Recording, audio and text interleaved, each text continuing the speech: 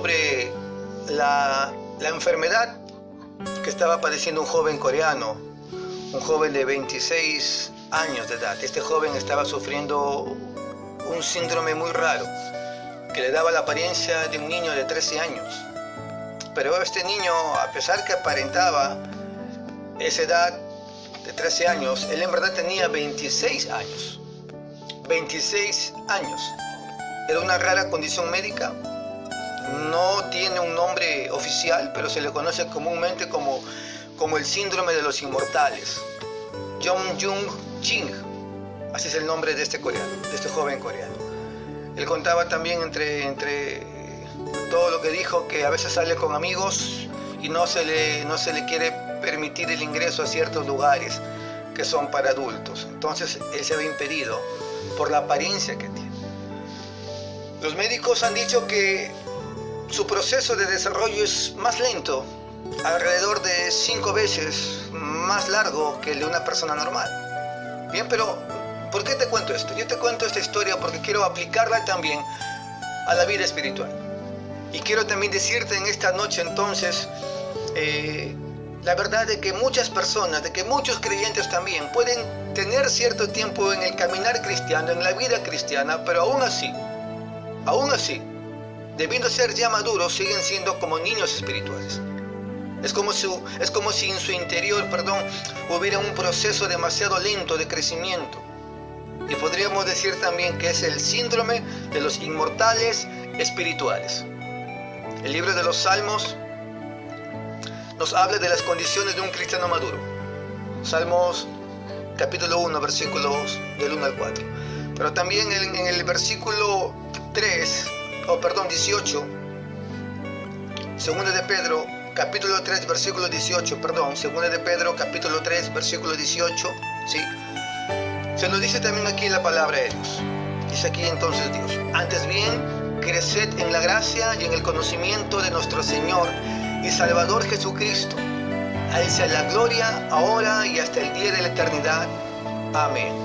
Bien, vamos a hablar en esta noche, iglesia, acerca de lo que es de la madurez espiritual. ¿Qué es madurez? En el diccionario de la Real Academia de la Lengua Española define así la palabra madurez: edad de persona que ha alcanzado su plenitud vital y aún no ha llegado a la vejez. O también como capacidad de tener un buen juicio para tomar buenas decisiones. Todo creyente, entendemos esto, todo creyente, todo seguidor de Cristo es como una planta espiritual. Amén. A quien le es necesario crecer, sea cual sea el tiempo que tienes en Cristo, tú y yo estamos llamados entonces a crecer en nuestra fe, a crecer en nuestra vida espiritual. Todos somos como ramas de un árbol que tiene que crecer. Y lo primero que quiero decirte hoy es esta verdad: es que el creyente es una planta espiritual. Jesucristo dijo en Juan 15, del 1 al 10. Amén. Aquí entonces en este pasaje el Señor dice esta verdad. Él se asemeja a la vid y dice que nosotros los creyentes somos los pámpanos. Y todos entonces somos pámpanos o ramas de este árbol que es Jesucristo, la vid verdadera. Nosotros como ramas debemos también, escúchame, dar fruto en nuestra vida. Nuestra pregunta entonces aquí sería si nuestra vida está a la altura de nuestra condición espiritual. Amén. Esto es entonces lo que debemos preguntarnos. Desde que nos hemos encontrado con Jesucristo, nuestro divino Salvador, nuestro Redentor, y vivimos en la nueva vida espiritual propia de cristianos, debemos todos de preguntarnos cuánto hemos crecido en nuestra vida espiritual. ¿He crecido yo en este tiempo en mi vida espiritual desde que me hablaron de Jesucristo? ¿He crecido? ¿Soy una persona madura espiritualmente? Y esa pregunta debemos repetirnos, entendamos, reiteradas veces, cada vez. De cierto tiempo a cierto tiempo, tú y yo tenemos que preguntarnos cómo estamos en nuestra vida espiritual. ¿Estamos creciendo o no? Porque venimos a los servicios o nos reunimos con personas que comparten nuestra fe. No. Estamos ahí entonces, ¿para qué? Para crecer en nuestra vida espiritual. Cada vez que tú escuchas la palabra de Dios, Cada vez que tú escuchas el mensaje de Cristo, es entonces un llamado de Dios para crecer, para madurar, para cambiar. La palabra de Dios es escuchada para cambiarnos, para ayudarnos a ser diferentes. De hecho, yo no debería ser el mismo que habló contigo en el servicio de la mañana, por ejemplo. Porque esa palabra que escuché debió de haber tocado mi corazón y debió también de haber cambiado algo en mi vida. Entonces tú no deberías ser tampoco la misma persona que se conectó conmigo en la mañana. Porque esa palabra que escuchaste en la mañana tuvo que traer a tu vida un cambio. Amén. Entonces tienes que ser diferente al de la mañana, al de la semana pasada, al de la antepasada. La vida cristiana es un llamamiento, escúchame, a crecer. Tú y yo somos comparados como la planta entonces, como una planta espiritual. Otra cosa también que quiero decirte es que el crecimiento de la planta no depende solo del agricultor. Amén. Él puede tener todo el deseo que ella crezca, pero el crecimiento de la planta depende más que nada de ella misma. Y es cierto también, por otro lado, que el medio ambiente que la rodea influye para su crecimiento. Por ejemplo, la luz solar, el clima, el terreno. Y lo mismo, entendamos, lo mismo sucede con nosotros. Dios no fuerza el crecimiento espiritual de nadie, de nadie. Él quiere que crezcamos, Él quiere que seamos mejores cada día. Pero Dios deja el crecimiento en nuestras manos, en nuestra decisión. Y así como en el caso de la planta, hay ciertos lugares o cierto ambiente que benefician su crecimiento, también nosotros tenemos que buscar condiciones favorables que nos ayuden a crecer, a ser mejores, a madurar. ¿Cuáles son esos factores o esas condiciones? ¿Cuáles son los factores espirituales que debes buscar? Bien, 1 de Pedro 2:2. Aquí se nos habla de la importancia de la palabra de Dios. Amén. Nosotros tenemos que tomar en cuenta entonces esta verdad. Tomar en cuenta esta comparación. Aquí la palabra de Dios en 1 de Pedro 2:2 dice que nosotros tenemos que anhelar entonces la leche espiritual, como un recién nacido también. Pone en comparación a la palabra de Dios como esa leche entonces que el recién nacido necesita. Y tú sabes, cuando un recién nacido quiere leche, no se calla. Él está ahí llorando y llorando. Tú sabes entonces, la mamá sabe, llora porque quiere leche. Ese niño no se conforma entonces con otra cosa que no sea su leche materna, el biberón. Y nosotros también tenemos entonces que anhelar la misma palabra de Dios con ese ímpetu. Amén. No estar tranquilos entonces hasta que no nos alimentemos por medio de esa palabra cada día. Esta es la pregunta que tú tienes que hacerte entonces en esta noche. ¿Tú estás buscando este factor? ¿Estás tomando esa palabra de Dios para crecer hoy? Pero también tienes otro factor importante para tu crecimiento espiritual. ¿Y cuál es? Efesios 6:18 nos habla de la oración. Este versículo nos expresa entonces cómo debe de orar el cristiano. En todo tiempo, en el Espíritu, con perseverancia, con súplica. Amén. La oración entonces, entendemos, es algo fundamental para tu crecimiento, para mi crecimiento.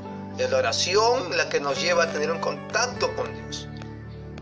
La que nos acerca a Dios entonces, la que nos lleva a cultivar una amistad con el Señor. Y créeme que necesitamos ser amigos de Dios, tener una relación con Él. Pero también hay otro factor para tu crecimiento espiritual. Y esta es entonces la asistencia a la iglesia. Amén. ¿Estás conmigo? La asistencia a la iglesia. Cada vez que venimos al servicio, cada vez que nos sentamos en las sillas de la iglesia, amén, o cada vez que nos conectamos para escuchar la palabra de Dios, es también una forma en que nosotros vamos a crecer en nuestra vida espiritual. Entonces, es cuando la presencia de Dios, es cuando su palabra alumbra nuestra mente, alumbra nuestro corazón, y así somos edificados entonces. Ahí también Dios nos guía, nos muestra su voluntad, escuchamos las prédicas, tenemos contacto con cristianos, eso nos estimula también a crecer. 1 Corintios 15:58, no lo leo por el tiempo, pero tú puedes buscar entonces este texto que te habla de esta importancia de la asistencia a la iglesia, de escuchar la palabra de Dios. Otro punto importante: ¿por qué debe crecer el creyente? ¿Por qué debe crecer el cristiano? Bien, obviamente, una planta crece para dar fruto, es plantada para dar fruto. Y nosotros también, entonces, estamos llamados a dar fruto. Todo agricultor quiere que su planta, en la cual él ha invertido tiempo, dinero, terreno, etc., dé un fruto. Mi padre sembró hace unos años en el terreno que tiene maracuyá. Pero la maracuyá, a pesar que era regada y regada, no daba el fruto esperado. Él entonces dejó de invertir en esta planta. Nosotros como cristianos estamos también llamados a crecer, a dar fruto en nuestra vida espiritual. ¿Cuáles son los frutos del cristiano maduro? Gálatas 5:22 nos lo dice. Mas el fruto del Espíritu, dice, es amor, es gozo, es paz, es benignidad, paciencia, bondad, fe, mansedumbre, dice, templanza, dice también. Y contra tales cosas no hay ley. Todo creyente maduro debe de presentar las características que hemos visto aquí. Tenemos que ser cristianos entonces que en la vida reflejen estas virtudes. Amén. Es cierto, venimos a Cristo con falencias. No somos perfectos. Venimos a Cristo con debilidades. Pero un niño comienza a crecer. Igual también tú en tu vida espiritual. Eres niño, pero tienes que madurar. Y tenemos que entonces reflejar estos dones espirituales. Tenemos que tener ese amor, ese gozo, esa paz, esa paciencia en medio de toda prueba, esa benignidad, que significa amabilidad. Tenemos que ser personas entonces también que muestren este fruto. Bondad, la fe, la mansedumbre, la templanza. Estamos llamados a dar fruto. Amén. Estamos llamados entonces a dar fruto en nuestra vida. ¿Por qué entonces el cristiano tiene que crecer? Para dar fruto. Pero también algo importante, y es para permanecer. Si creces, permaneces. Así de simple. Si crecemos, permanecemos en la vida cristiana. Un cristiano maduro puede permanecer en su vida. Cuando alguien es inmaduro en la vida espiritual, va a ser como una ola del mar, llevado de aquí para allá. Amén. Va a ser entonces como una hoja en el viento, que puede ser llevado por el mismo, valga la redundancia, por el mismo viento. Mucha gente se preocupa, lamentablemente, hay muchas personas que se preocupan por experiencias con Dios. Y no está mal, como hemos dicho también muchas veces en las prédicas, no está mal buscar experiencias con Dios. No está mal que busques ello. No está mal querer ver a Dios moverse de una forma milagrosa en tu vida particular. Claro que no. Pero a veces la gente sale del balance y busca estas cosas, y busca experiencias, y busca milagros. Solo busca una iglesia, una iglesia donde hay estas cosas. Si aquí hay estas cosas, entonces aquí estoy bien. No, la iglesia de acá no me gusta mucho porque no veo no encuentro estas experiencias. No hay estas cosas sobrenaturales. Mira, si no hay crecimiento en la vida espiritual del creyente, entonces no permanece en su servicio a Dios, en sus decisiones de su vida diaria. Esas personas que solamente buscan experiencias. De pronto un día algo pasó en su iglesia, un problema hubo, un malentendido, se resienten y se van. Lo he visto muchas veces.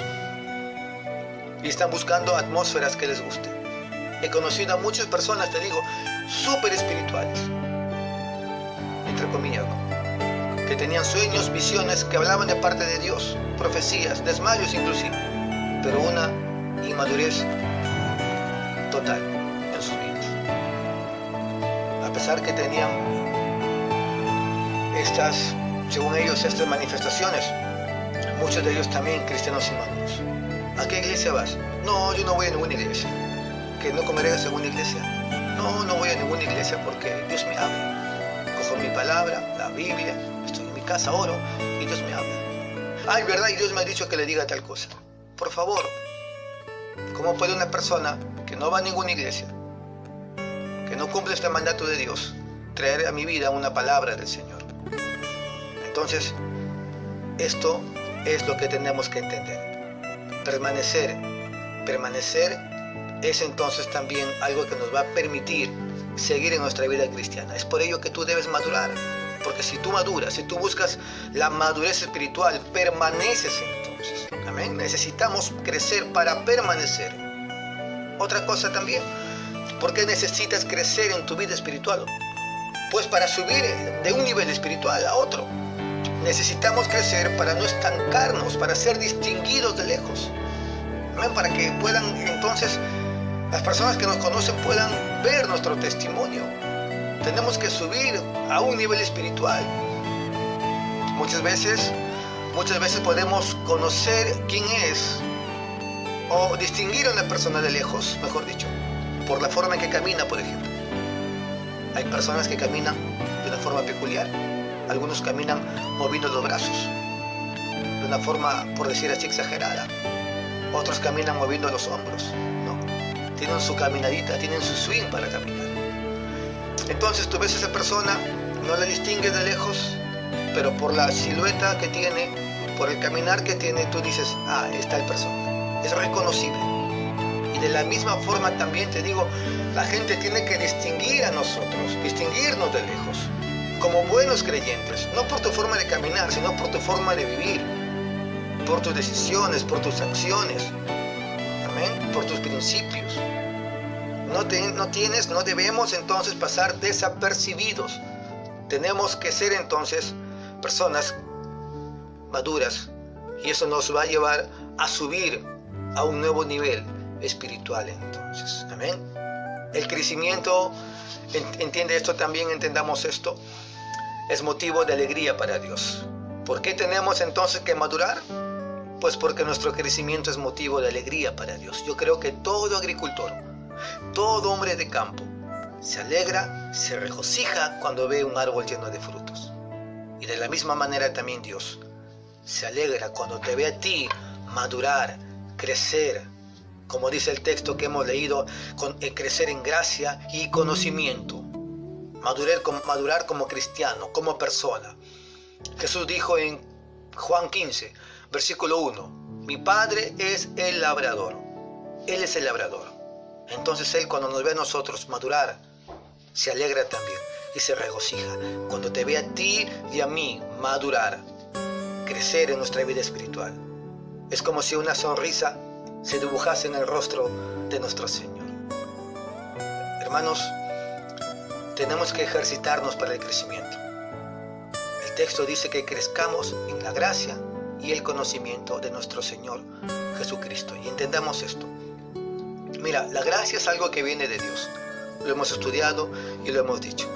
Somos salvos por gracia. Y la palabra gracia significa favor no merecido entonces. Amén. Disculpen. Significa entonces favor no merecido.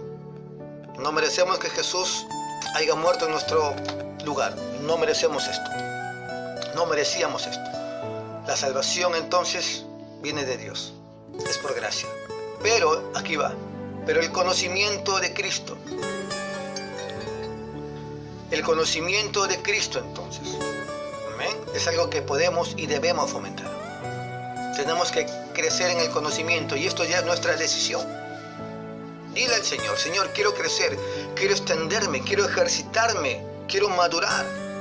Estamos llamados a crecer, a buscar un crecimiento entonces en nuestra vida espiritual. Si nos preguntásemos cuáles son los obstáculos para el crecimiento espiritual, ¿qué obstáculos hay? Bien, ¿por qué la gente puede estar en la iglesia, puede cantar, puede alabar, pero no tiene un nivel espiritual como debe ser? ¿Cuáles son los obstáculos? En primer lugar, una falta de fe, la incredulidad. Hebreos 11:6 dice que sin fe es imposible agradar a Dios.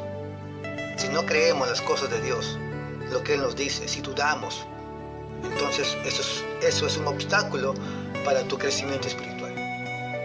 Otro punto importante también, el temor. Si tenemos miedo, si estamos temerosos a dar pasos de obediencia a Dios, si estamos dudando, vas a seguir estancado en tu nivel espiritual. Otro punto importante también, otro obstáculo, para tu crecimiento, es la falta de compromiso. Puedes creer en Dios, amén, tener deseo de agradarle, pero si no nos comprometemos con Él, con su palabra, con su propósito, si no estamos dispuestos a dejar ciertas cosas que te impiden acercarte a Dios, entonces no crecerás en tu vida espiritual. Estamos llamados a crecer. ¿Sabes? Escuché la historia de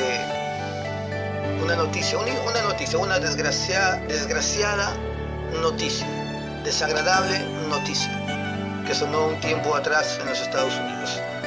2 adolescentes entraron a una escuela armados, buscando personas diferentes, de diferentes categorías para matar.